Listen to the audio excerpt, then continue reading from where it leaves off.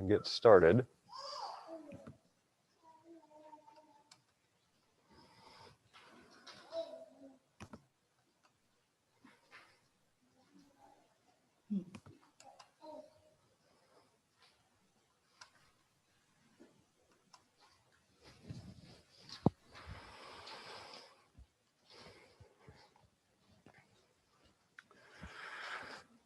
So for those of you that are here, certainly welcome you to sign in, pick up the handouts that are there. Again, the Reese profiles are laid out over here. For those of you that are zooming into our program tonight, I'll have those profiles available here in my office. I do have them available on PDF. So if you send me an email, I can email those to you as well. Typically, we have them available here for people when they come for parent-teacher conferences, that sort of thing too. We try a number of means to try to get them delivered home.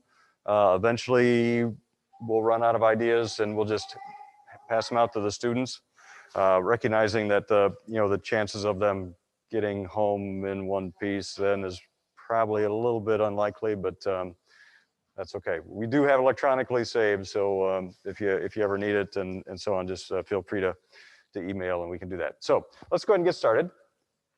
My name is Don Kortze. I'm an academic dean here at Rockford Lutheran, and certainly welcome you here to, I think, a really important part of the process here as we talk about what high school is about.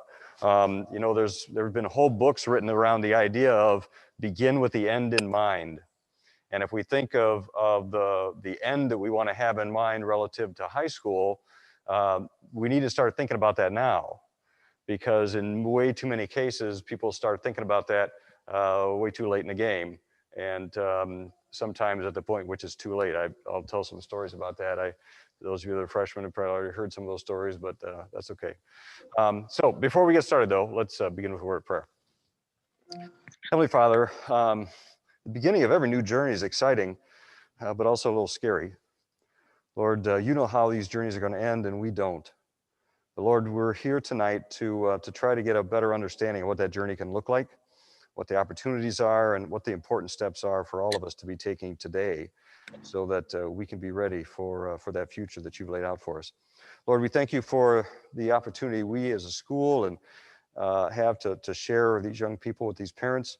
Lord, bless us all as we seek to help them grow to be everything that you've created them to be, so that they can go forth and be the disciples to make a difference in this world that you've called them to be. In your name, amen.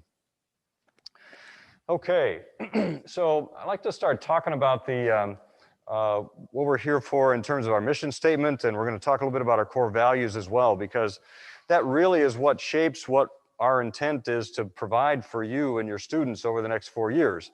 And we're pretty deliberate in terms of what we decided those to be, because we really do want to begin with the end in mind of where we want your students to end up. And so we're going to talk tonight about a challenging and inspiring Christian environment and why that's significant for your future. We're going to talk about these particular core values that we hold, because we're going to start from the perspective that your student is who they are because that's who God made them to be.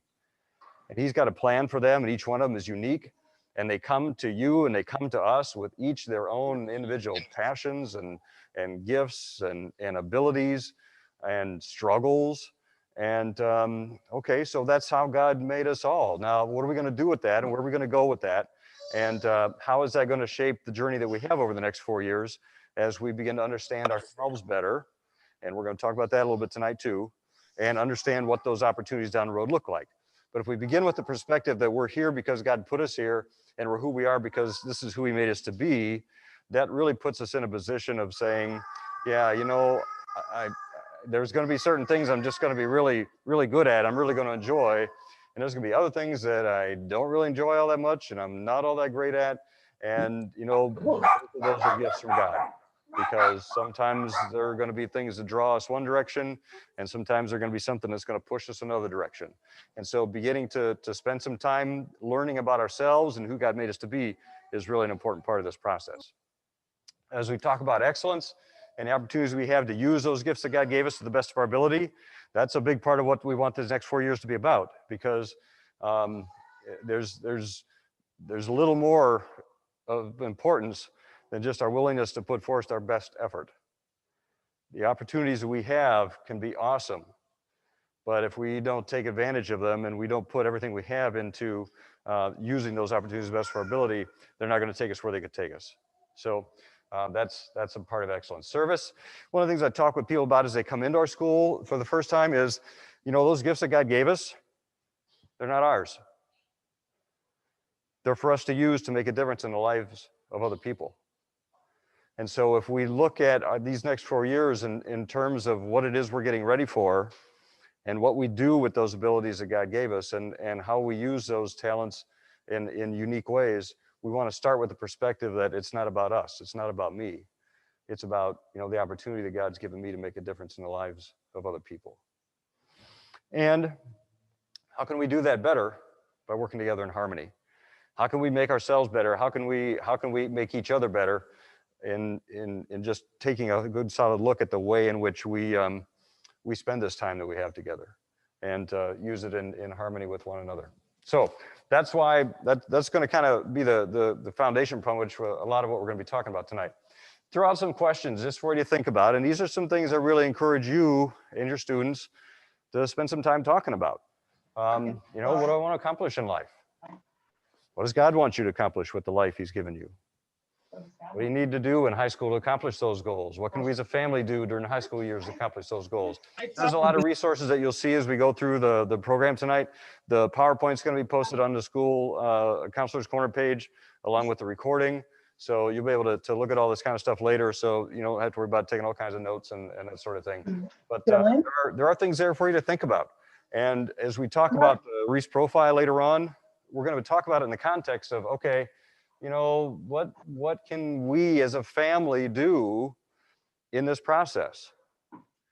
You know, we certainly appreciate the privilege that we have as a school of joining with you in this process of getting your student prepared for a significant part of the rest of their life. I agree with her, though. But it's not something that either one of us can do on our own. It's something that you have ownership of. It's something that we have responsibility for. And most of all, you as students, you know, these next 4 years, these next 8 years are going to be a pretty significant part of you becoming what you can potentially become. But that's only going to happen, you know, if every part of your effort is significant and into it as well. So think about that. A lot of why we're here is we recognize that education makes a difference down the road. And there's going to be opportunities that you're going to have available to you because you take some time to prepare yourself academically for a particular career, a particular field that's going to make a difference for you, not only in terms of income that you can make, but also in terms of likelihood of having employment.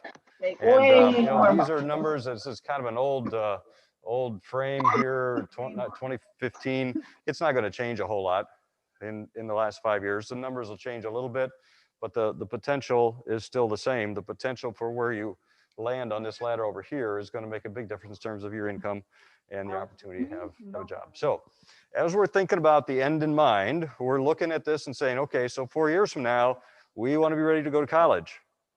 Okay? How do we get there? Well, one of the first things that's important for us to understand is what is it that colleges are looking for in their students. Okay? One thing obviously is good grades. And some of what I'm doing here is just giving you some background on our system and our grades and those sorts of things so you kind of have an idea of how that works. So you see the distinction we have between honors credit and regular credit. You take a look at the grading scale here. Gives you a little bit of significance of the honors classes. Now, that bump in your GPA, again, only happens if you get A's and B's. So, you know, you've got to be doing the job. Now, keep in mind also, as we're talking about being in honors classes or regular classes, you know, you're going to end up with a fine GPA if you get nothing but A's and B's in regular classes. You're going to end up with a GPA that's going to open a lot of doors for you, okay? So don't think that everybody's got to be an honors student, everybody's got to be a straight A student, et cetera, in order to get into college, in order to get good scholarships for college, okay? So a lot of great opportunities there for people that are in regular classes and just getting the job done. Okay, now you'll see from what we're talking about here, yeah, there are some significant expectations that schools have for what they want in terms of GPA. Okay, ISU wants a 2.5, NIU wants a 2.75. Now, will some of those schools take you with less than that? Yes. frequently on some sort of a probationary basis, Yeah, we're saying that. or some kind of a trial basis where, okay, you need to come down the summer before your freshman year would start and do a little work, and let's see how things go, and then, and then we'll kind of evaluate from there. But those are still fine ways to get your foot in the door if that's what's going to work best for you. The thing that colleges are really going to pick up on, and a big part of what they're looking for behind GPA is the work ethic. Coach Mike says it's free. There are a lot of people that are going to be very willing to, a lot of schools are going to be very willing to bring a person in that they know is going to put out the effort to be successful. So think about that in terms of not only the classes that you take, but just the effort that you put into what you do on a daily basis. One of the things we'll talk about just briefly here, as we're talking about scholarships and eligibility and colleges and those sorts of things, NCAA has kind of a unique way of dealing with the GPA issue and that sort of thing. There's a form back there about that. I encourage you to take a look at that if that's something that you're interested in. And one of the things that I'll put out there now, just so people kind of get a little bit of an idea of it, is NCAA only counts certain classes when they figure your GPA. Interestingly enough, they don't count PE classes. They don't count fine arts classes. They don't count most of our religion classes. They have what they call the core 16. So they're looking for 16 years of core classes, and they're talking about things like 4 years of English and 3 years of math and 3 years of science or more, and a couple of years of foreign language and those sorts of real core classes. So there's information back there on it, just to give you an idea of what works in that system and what doesn't. They also, when they're determining someone's eligibility, they also use kind of a, can't really call it a sliding scale, it's more like a teeter-totter with GPA and ACT. So if your GPA is a little bit lower, then in order to be qualified, you have to have a higher ACT. Or if your GPA is pretty good, you can get by with a little bit lower ACT, okay? So it's kind of an unusual combination of two. That's why I got information back there, so you can take a look at that. Just putting that out there for those of you who might be interested in that's kind of a unique process that they use. So what classes do you take? One of the things that I always talk to people about when it comes to testing, and you'll hear about this more as you get into the junior year, there's no secret to what it takes to do a good job on a college entrance test. The people that write the ACT will tell you there are only two things to do to get a good score on the ACT. Take hard classes, do your homework. There's no secrets, there's no shortcuts. That's just what it is. Take the hardest classes you can that you can be successful in and do your work. And that's going to get you a long way in a lot of avenues of life, but particularly when it comes to college entrance tests and that sort of thing, okay? As we talked about honors classes, just so you understand a little bit again how that works, if a student is getting A's in a regular level class, they're typically going to be recommended for the honors level the next year.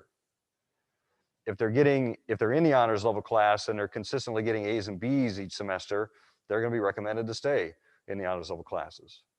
So one of the discussions I have with classes, and I had this discussion with you guys as 8th graders, and we'll do it again this year as 9th graders, if you're kind of on that bubble in English class and yeah, I'm getting a B and I'm not, I'm doing okay.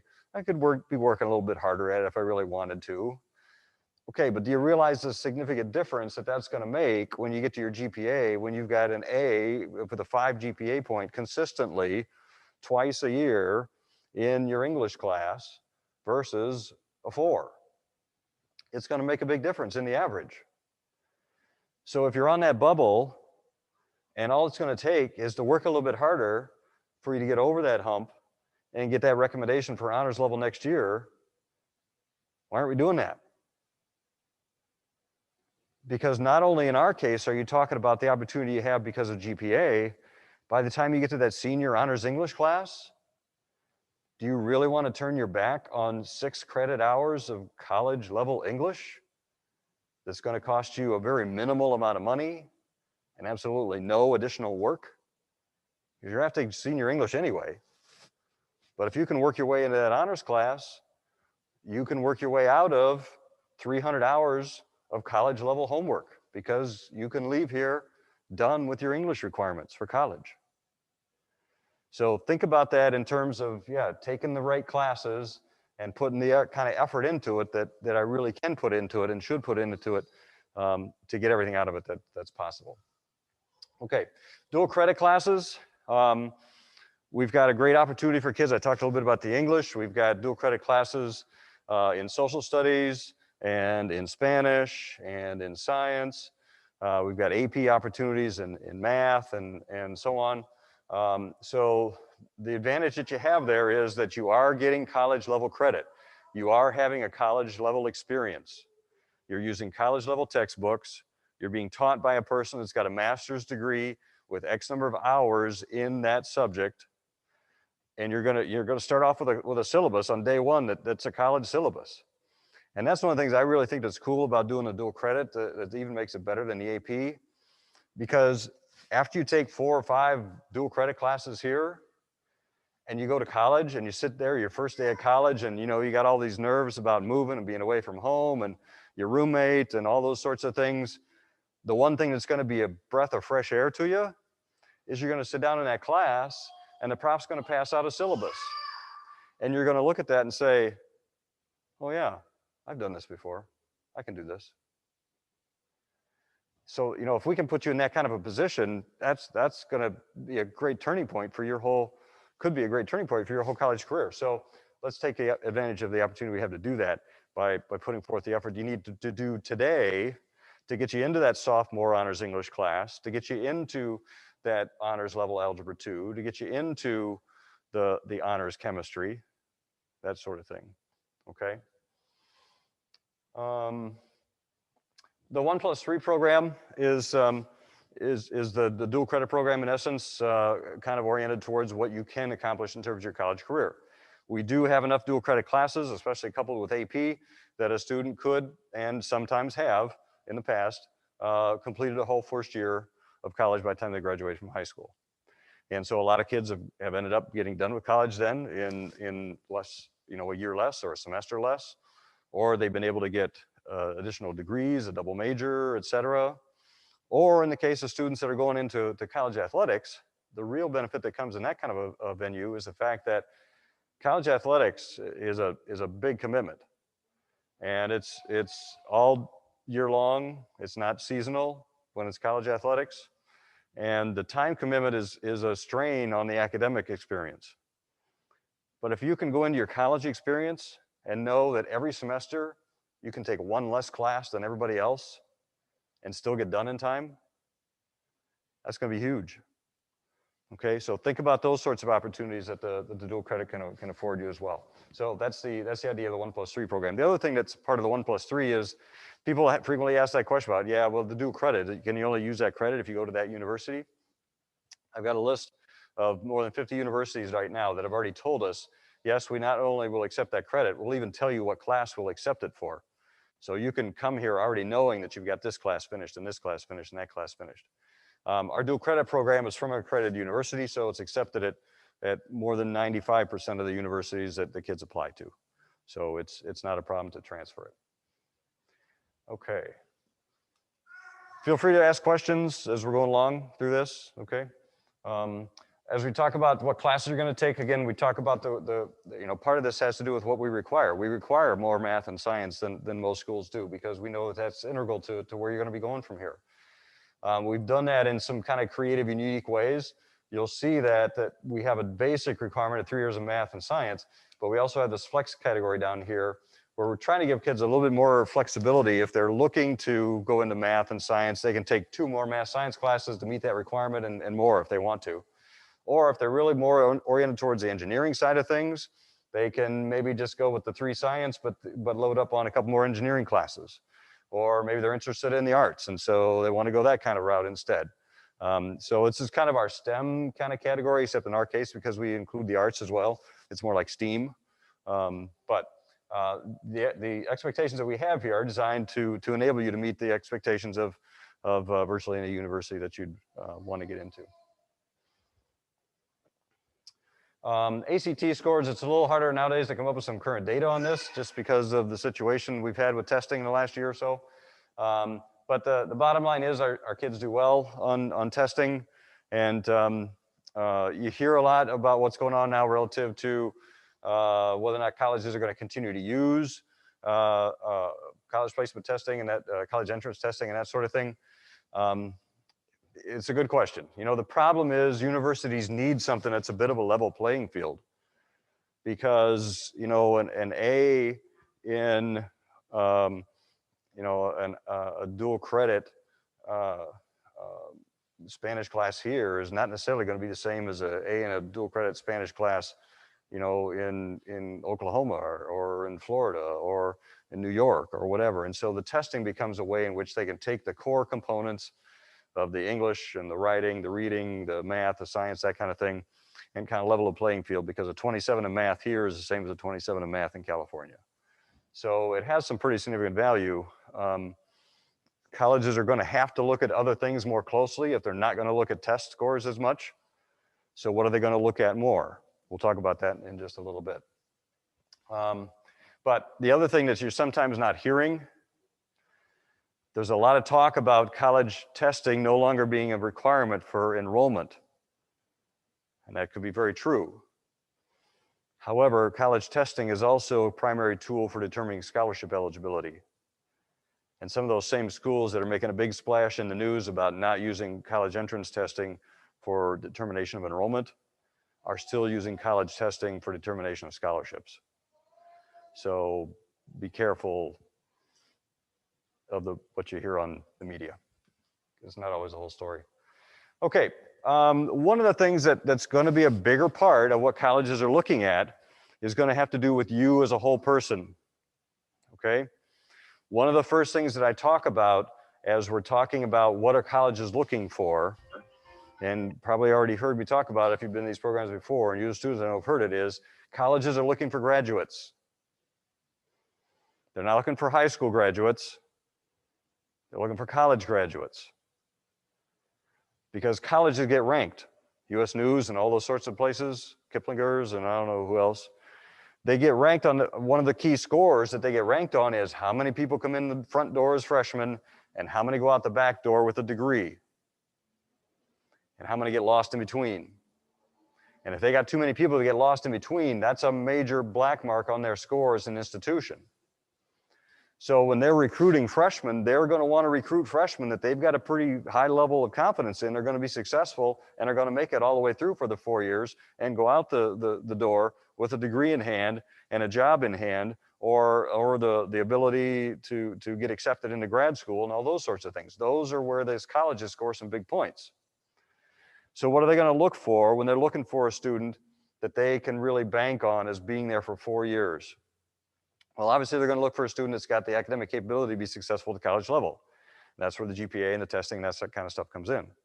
But the other thing that comes into play here is they're going to be looking for a student that they know is going to really become part of their campus, part of their community, part of their environment, somebody that's really going to dig in and get involved. They're going to be far more leery of a student that just goes to class, gets the grades, and goes home, if that's what they did in high school, because they're going to expect that that's going to be the case in college as well. The problem is at the college level, when you throw in this whole thing that now you're miles from home and mom and dad aren't that close and, you know, you lost all your high school friends because they're not here either. A person that doesn't have that drive and determination to really get involved and to get into things, if they don't do that at the college level, they've got a much higher likelihood of dropping out. So what are they looking for? They're looking for kids in high school who really got involved. They're looking for kids that went out for activities, they got involved in service clubs, they got involved in all sorts of extracurricular opportunities, got involved in music and drama and arts and all those sorts of things, because their expectation is if that's what they did in high school, they're probably going to do that here too. And if they do that here, they're going to develop relationships. They're going to be connected. They're going to be into what's going on in this campus community. And it's a much higher likelihood then they're going to stay because they're connected here. They have relationships. They fit in. They're part of this community now. So that's what colleges are looking for to a great degree. Now, how are they going to identify that? It's not going to show up on GPA. It's not going to show up on a test score. It's going to show up in what sort of things you're doing with yourself beyond the classroom. and maybe outside the classroom is the best term here. It really should be, the classroom obviously is key, but what are you doing beyond that, above and beyond just what takes place in the classroom? And this is where we get into that thing about, well, think about who it is that God made you to be. What are the things that you're really interested in? What are the things that you like to do? What are the things that you're good at? And, obviously, sports and music and drama, those sorts of things are very key. And that's one of the reasons why for a small school, we offer a ton of opportunity in those areas, because we really feel that's critical. It's important for you to have a broad, deep high school experience that's going to put you in a good position to go someplace else and be successful. Other clubs. I also like to talk specifically about leadership opportunities. Colleges are big at looking for kids that are involved in leadership. Doesn't have to be a big deal. You could have been in charge of one of the prom committees or something. But it says something about you that you took the opportunity to step out and not only participate, but to be in charge, to lead, to be responsible for something. Because they're looking for people that are willing to accept and take and hold responsibility well. So show them that that's you. Take advantage of those opportunities.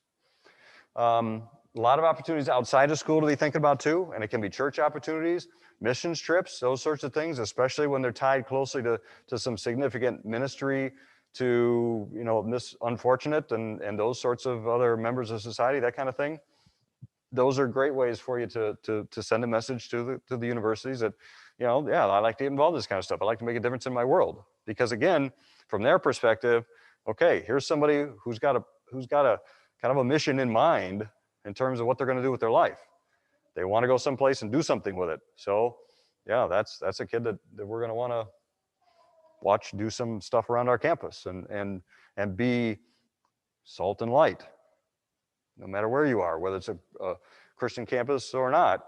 You've got a great opportunity to be that, and this is you've got a lot of great opportunities here to demonstrate to universities that you're ready to do that and you're willing to do that and you want to go do that. Okay, so look for all sorts of opportunities. And I know some of us are thinking, the music stuff isn't for me. Okay, a lot of people can sing that haven't necessarily taken lessons, all that sort of thing. You can't tell you how many people I've seen that have waited to their senior year to go on stage and were phenomenal. And if I had time, I'd tell you a story about a baseball player, senior year, that just decided he wanted to do something more than just baseball, so he worked out a deal with the coach where he could be in the spring play, a musical, and baseball. He played the part of a bird, the whole yellow big bird kind of outfit. I wasn't a character, but it kind of looked like that. He kind of stole the show. He went to college, didn't play baseball, went into drama. Okay, so don't wait till your senior year to try those sorts of things. Okay, there are great opportunities there. The other thing too is, recognize, a lot of people say, well, you got to have a certain talent to be in sports. Well, I'm not athletically gifted, so, my wife is a lot more in that vein. And so, fortunately my kids took after her a little bit more in that respect than me. But even at that, they got their college scholarships for running. Most of us can do that. And you work at it and you develop some skill and get in shape and that sort of thing. And there's a lot of small universities that will say, yeah, we'll take somebody who wants to do cross country here because they know you're going to be involved. So again, it's that issue of getting connected, getting involved. And there's a lot of scholarship opportunities out there. Obviously, most athletic scholarship opportunities are not full rides. And a lot of the real big scholarship opportunities are not athletic. The money's in the grades. Okay, if there's this much money in athletics, there's this much money in grades. So keep that in mind. One of the things that's important for you to start to do now, and I've started talking with you guys about it, as freshmen, you should have all created that Google Doc that says college planning, right? Okay, and one of the things that you should be putting on there is stuff that you're doing through the course of high school so that you get to the point when it's time to write your resume as a senior, you'll have all sorts of fun stuff to put on there that you otherwise probably would have forgot about. So, just start planning on doing it. All sorts of cool ways you can do that electronically and that sort of thing. But, just keep track of the stuff that you've done because that's going to be great material for you to put out there. And not only for college entrance, but when you're talking about college scholarships, again, scholarship organizations, they've only got so much money. They've got a lot of people that want it. How do they decide who gets it? Who do they think is going to use it the best? Who do they think is really going to go to college and graduate? They don't want to give $10,000 a year to somebody who's only going to make it for 2 years and then drop out. So again, they are also looking for those people who are prime college graduates as a place to invest their money. So everything that we're talking about here that's a part of college entrance is also a significant part of scholarship applications. Okay? Here's just a little bit more about the whole idea of the other extras that come from being involved in extracurriculars. There's a lot of character development there. There's a lot of maturity that takes place in that experience. So certainly want you to take a look at other ways in which you grow as a person, other ways in which you stand out as a person for being involved in those sorts of special activities and opportunities. That's the kind of stuff that colleges are looking for. So, I mean, I'm hoping that as you're thinking about this and hearing this as students, and you as parents too, okay, so what sort of things could my kid get involved with? What sort of thing could I see them being successful in and kind of flourishing in and developing in? This is a great way also for you to just see, is this something I'm going to like or not? Well, try it out as part of an extracurricular, and if you like it, okay, then keep doing it. You know, student council. If you like it, keep doing it. If you don't like it, next year go out for the play. If you don't like that, next year go out for tennis. You know, just do different things, try different things and see what's you. That's a big part of what the high school experience is about, is really understanding and developing who you are. Okay, any other questions about this whole topic of what you should be doing in high school and the idea about what colleges are looking for? Okay, I wanted to try to give you a little bit of a timeline of what the four-year college experience looks like. If you've got questions about things as you see them here, feel free to ask. But kind of walking through it year by year, these are the things that are key for you to get involved with, the key for you to focus on as you're looking at your life as a freshman student. Okay? Again, take hard classes, do your homework, grow your GPA, get involved. Now, for your academic plan, you know, four-year plans always change, so don't worry about that. But start planning, start getting something in mind that you think is going to be something that fits well for you. If it changes, that's okay. It's a whole lot cheaper for you to change your mind now than it is to not try stuff now and then go to college and then change your mind there. It's a lot more expensive to do that, both in terms of time and money. So take classes that you're not so sure you're going to like now. You know, as you get older and you think about, okay, maybe I want to try this science, I want to try that science. You know, we offer a lot of different sciences because that's a great way for you to kind of get a feel for whether or not that's you. So take a little extra biology, take a little extra chemistry, take a little extra physics and see if that's the direction you really want to go. And if you decide it's not, great. You probably just saved yourself tens of thousands of dollars because you made that decision in high school as opposed to making it as a sophomore in college. Okay? All right, so 10th grade.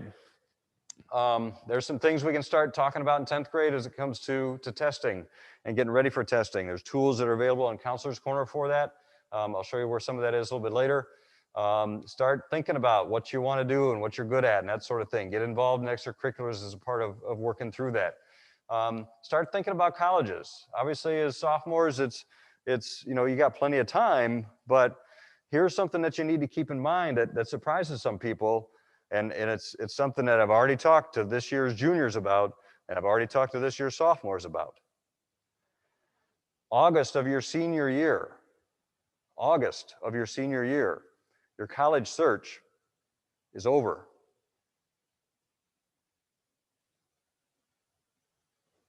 The reason for that is there are a lot of colleges that have enrollment application deadlines in October and November.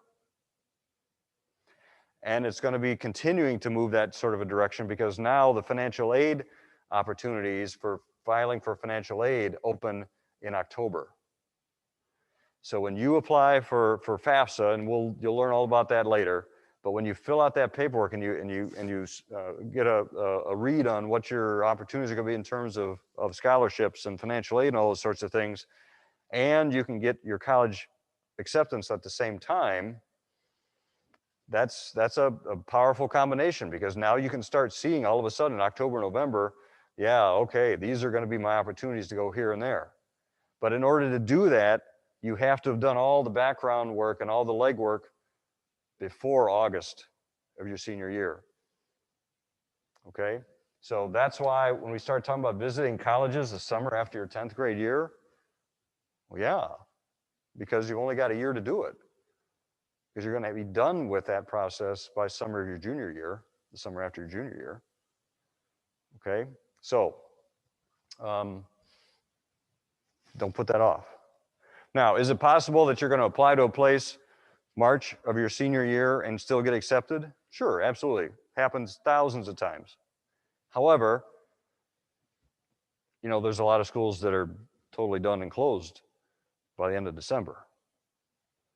Okay, I give as an example, a lot of kids in Marquette, they're gonna have 2,000 seats for freshmen next year. By the 1st of December, they're gonna have 16,000 applications. If you're gonna decide to wait till apply after Christmas, yeah, don't bother. Okay, and more importantly, when that FAFSA opens, there are MAP grants in the state of Illinois, some fairly decent grants to people that go to college in the state of Illinois, need-based grants. They're pretty good. However, the money runs out eventually, and if it opens in October, it's frequently gone by Thanksgiving. So again, if you haven't gotten around to applying until Christmas, you might get into the school, but you just walked away from $5,000 a year because you didn't apply soon enough. And that plays itself out in all sorts of other scholarship opportunities as well, okay? So yeah, sophomore year is not too early to start thinking about visiting colleges and looking at colleges and thinking about that sort of thing. So, okay, and then junior year is when you're gonna be getting ready and start taking some testing. This is also the time when you're really getting into some heavy-duty coursework. Now, the reason that is so significant is colleges are going to be taking a look at, when you're applying in August of your senior year, they're going to be taking a look at only 6 semesters, because your transcript is only going to go through your spring semester, your junior year at that point. So, you know, your junior year, first of all, is a third of your transcript then at that point. But more importantly, it's the bulk of your college preparatory classes.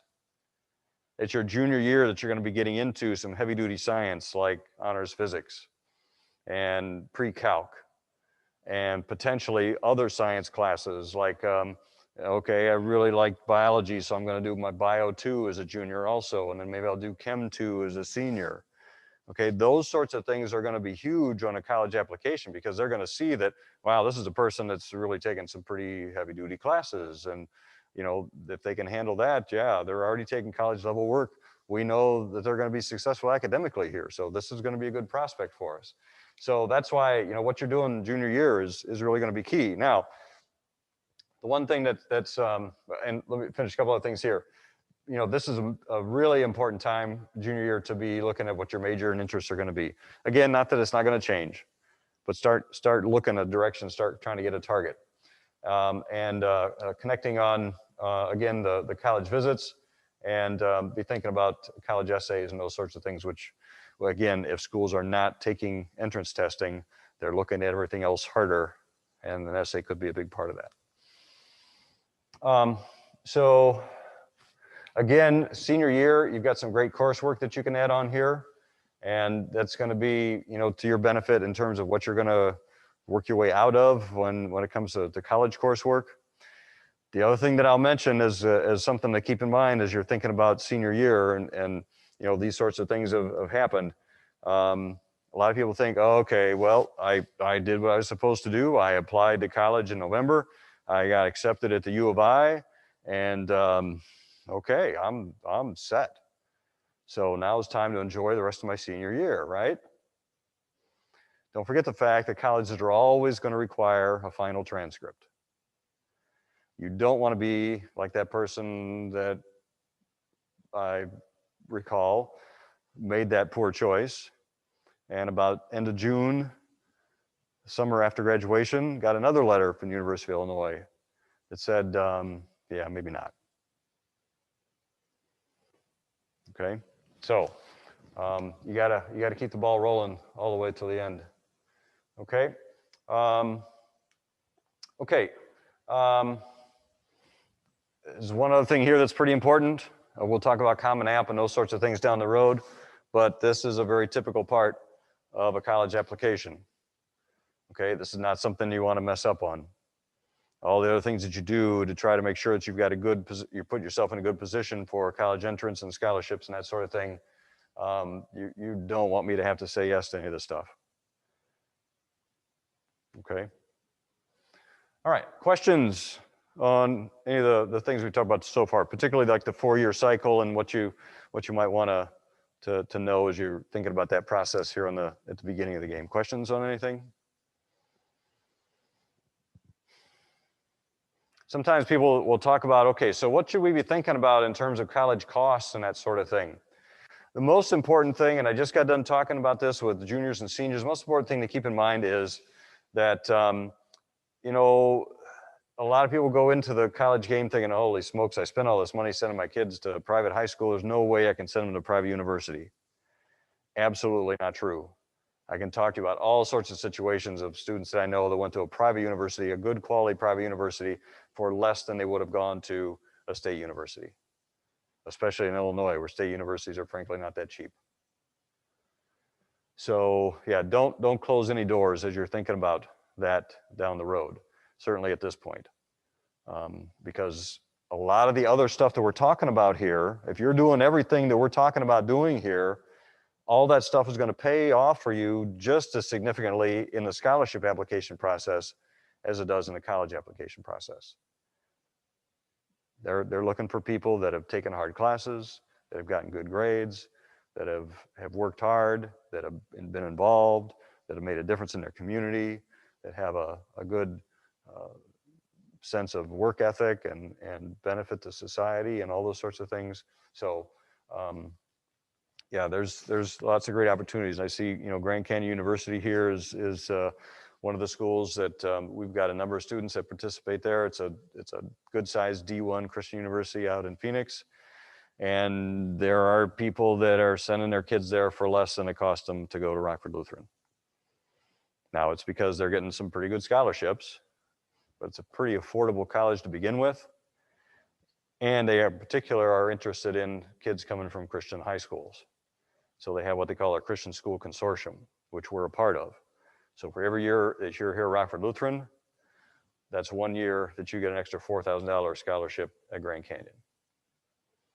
So, you know, it's another $16,000 that makes a big difference. So one of the things we'd like to talk about in terms of, you know, the 1+3 program, and as we're talking about things like the Christian School Consortium and that sort of thing, you know, there's a lot of situations where because of dual credit, people have ended up getting a free education at Rockford Lutheran. Because whatever it was they paid here, they saved more than that at the college end because of the classes they didn't have to take. So think about that. All right, some things for you as families to think about and to kind of focus on as you're going through these next 4 years. You know, one of the struggles that sometimes comes up is that, you know, our kids are reaching that point where they're going to want to be a little more independent. They're going to want to do more things on their own, have more flexibility and independence and that kind of thing. And, you know, there can be a real danger into too much too soon. So, yeah, it is time to let them show some responsibility. And sometimes you need to give a little bit of leeway in order for that to happen. But at the same time, we all need structure. And there's no better picture of that than the fact that what happens to our educational system when all of a sudden the structure that it's all built around started falling apart last March. That's, you know, that's been devastating for a lot of kids. And a lot of it has to do with the lack of consistent structure.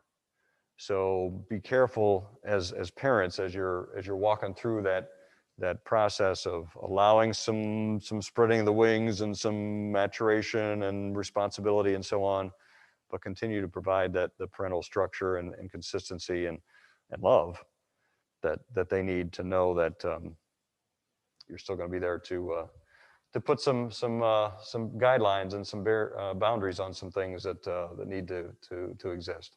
So great opportunity for you to spend some time really getting to know your kids better and getting to help them get to know themselves better.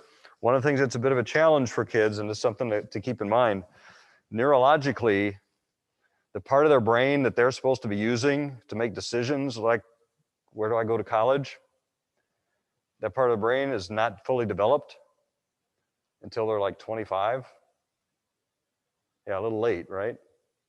So there's a bit of point where it could be argued that you know them better than they know themselves, literally. And so the role that you play in terms of helping them see themselves and understand themselves is really significant at this stage, especially when they're making big decisions like, what am I going to major in? Where am I going to go to school? So, and most importantly, just pray for them. You know, it's never been tougher to be a teenager. So just pray for them. Okay, so where do we begin from here? These are some resources available for you on our website, Counselor's Corner. This is a system I haven't started talking to your kids about it yet, but we're going to, and you can dig into it here. There's their login, and there's the password right there. There's all sorts of fun tools there that you can get into. It's a great system that talks about them identifying their skills and their interests and their abilities, and then how does that connect into a major that you might want to be involved with, and now what school is going to offer that sort of a program, and what sort of career can that lead to, and so on. Lots of great tools there. So things there to take a look at. Some interesting work here by Peter Benson on just issues relative to kids and growth and so on. Some other stuff here about financial aid and so on that you can begin thinking about now in terms of college planning. There are some things that you can do that have some tax advantages and so on that are a big part of minimizing some costs in college tuition and those sorts of things too. Okay, so I want to talk a little bit about the Reese Motivational Profile. If your student completed that, be sure to pick that up here. Just going to walk through it a little bit to give you an idea about what it's about and give you a chance to kind of look at what it says. The purpose of this is really pretty simple. There's some background information there on the person that developed the profile and what it's all about. It's based on a simple premise that, you know, if you want to know what motivates somebody, ask them. Come up with the right kind of questions, the right set of questions, and kind of set some parameters to it and just ask them what motivates them, what gets them excited, what do they like. And so your student took a profile of 100 some questions. They're all listed here, 128, I guess, and answered the questions. And so in this report, you've literally got all the questions that they answered and their answers in the shaded box. So certainly feel free to take some time and talk with them about that. But to get an idea about what it says, let's just take a look at the graph, which everybody's graph is different. This is a totally individualized report, okay? So everybody's report is different, but the graph kind of gives you a synopsis of these 16 different basic desires. And so, you know, I talk to kids about, and I'll be meeting with them later on this year about the profile here, and I talk with them things about, okay, so one of the basic desires is curiosity. What does that mean? Some people just like being thinkers. They like sitting around thinking about things. Other people would rather be doers. They want to go out and do stuff. Is that going to have an influence on your future career? Yeah, probably. A pretty big one. Okay, now keep in mind, the neat thing about this profile, there's no right or wrong. It's just who you are.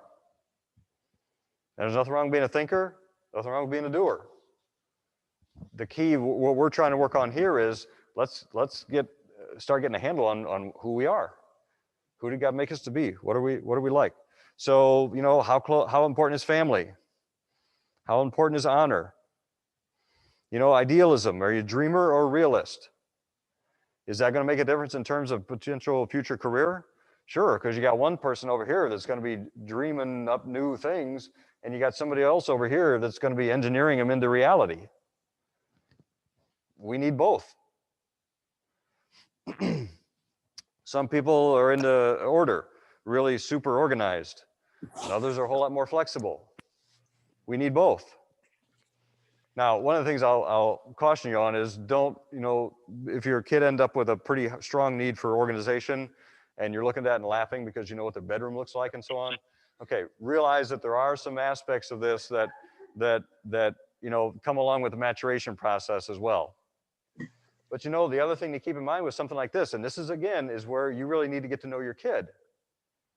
There's a lot of people who are highly, highly organized and their life, their room, their home, their whatever is totally messy because they're so organized, because it can be a mess and they still know where everything is.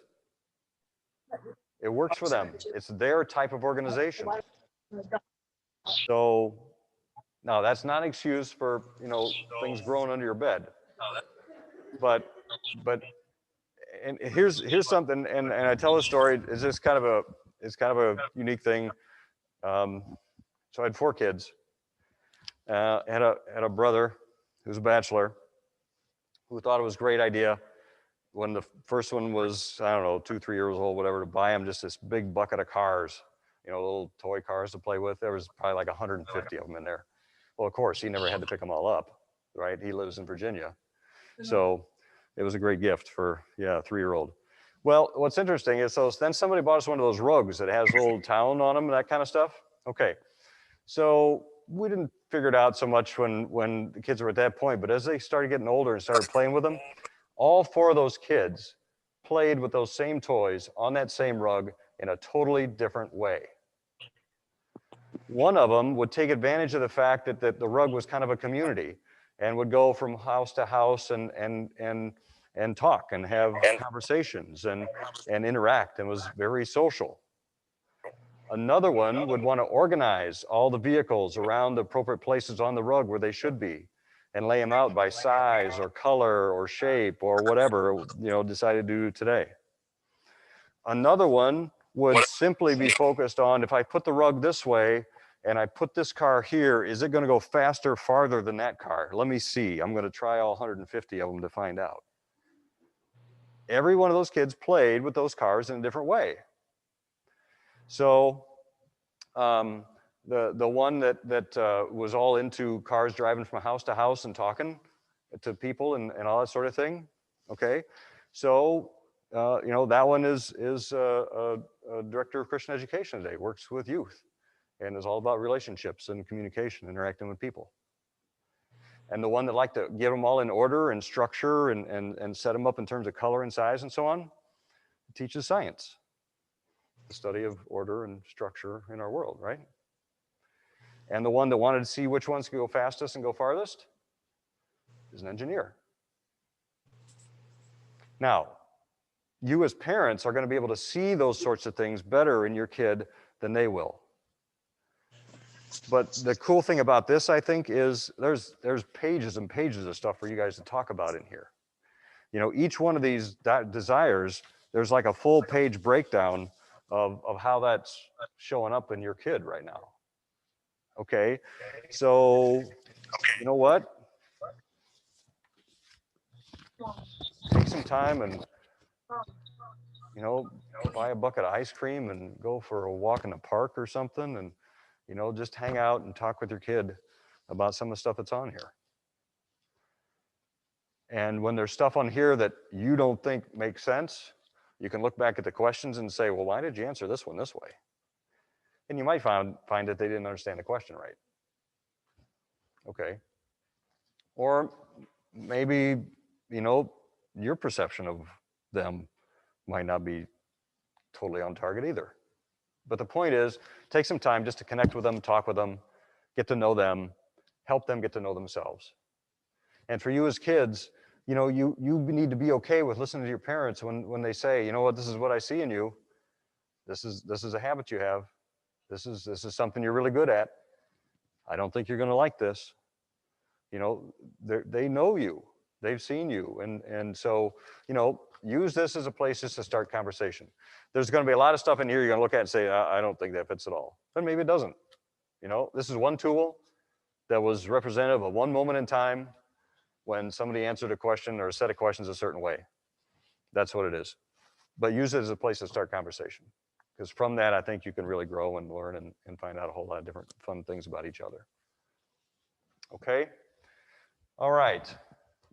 The purpose tonight was to give you a little bit of a picture of, all right, what should the next 4 years look like so we're ready to go where we want to go? What are some tools that can help us get there? What are some things that we know we need to be thinking about now, and what's the time frame in which we need to think about them? So I hope we covered some of those questions for you. We do this every year. Sophomores, we're going to spend a lot of time talking about where we're going to continue to need to go in terms of testing and academics and the 3+1 program or 1+3 program, because at that point you're going to be getting heavy into those heavy duty classes. Junior year, we do a whole session just on ACT and SAT testing and preparation and what they mean and what they're like and all those sorts of things.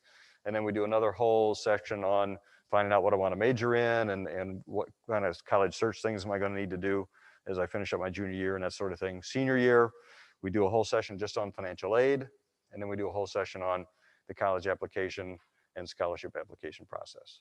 Okay, so that's a little bit of picture of where we're going over these next 4 years. Appreciate you guys being a part of it with us. And if there's anything else I can do to help you in that process, you know where to find me. Thanks for coming tonight. If you have any questions, I'll be here and be glad to share. Thank you.